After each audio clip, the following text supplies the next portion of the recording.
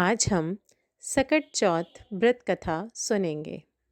एक बार भगवान गणेश बाल रूप में एक चुटकी चावल और एक चम्मच दूध लेकर पृथ्वी भ्रमण के लिए निकले और वे वहाँ सभी से कहते घूम रहे थे, कोई मेरी खीर बना दो, कोई मेरी खीर बना दो।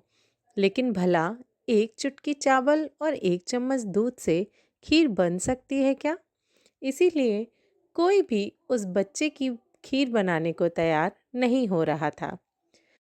उस मनमोहक बालक को देखकर एक गरीब बूढ़ी माई ने उसे अपने पास बुलाया और उनसे पूछा, क्या हुआ बालक, क्या चाहिए तुम्हें?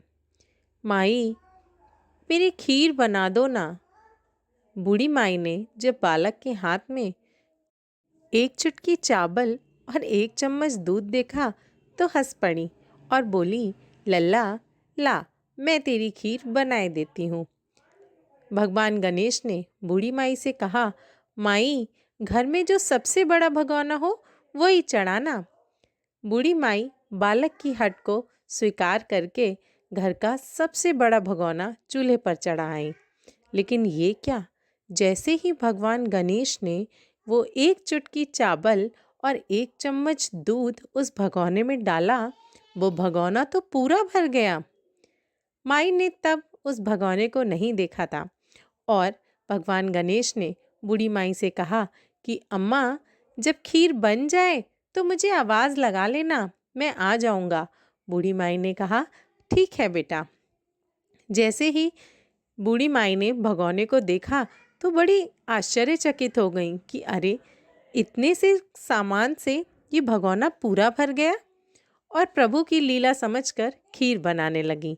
बूढ़ी माई ने वो खीर बनाकर रखी और रात में चुपचाप उनकी बहू ने आकर एक कटोरी खीर उसमें से चुरा कर खा ली और एक कटोरी खीर छुपा कर रखाई। बूढ़ी माई ने खीर बन जाने के बाद भगवान गणेश को आवाज़ लगाई, लल्ला आजा, तेरी खीर तैयार है, खीर खा ले। भगवान गणेश बूढ़ी माई के पास आए और बोले, अम्मा, मैंने तो खीर खा ली। अरे लल्ला, कब खाई तूने खीर? जब तेरी बहू खीर खा रही थी ना, तभी मैंने खीर खा ली थी। बूढ़ी माई ये जानकर कि उसकी बहू ने खीर चुराई है बहुत शर्मिंदा हुई और भगवान गणेश से माफ़ी मांगने लगी, लल्ला मुझे माफ़ कर दे, मुझे पता ना था। कोई बात नहीं माई, अब जो ये खीर बची है इसे थोड़ा तू खा ले और बाकी बची हुई खीर को पूरे नगर में बांट दे। बूढ़ी माई ने वैसा ही किया, पूरे नगर में बची हुई खीर बांट दी। लेकिन पता है भक्तों, बूढ़ी माई ये सब स्वप्न में देख रही थी और जब सुबह उनकी आँख खुली तब खीर का वो भगोना पूरा सोने चांदी और जवाहरातों से भरा हुआ था। बूढ़ी माई की झोपड़ी महल में बदल चुकी थी और जिस कटोरी में उन्होंने भगवान गणेश को खीर दी थी, वो कटोरी और बाकी सभी बर्तन सोने चांदी के हो गए थे।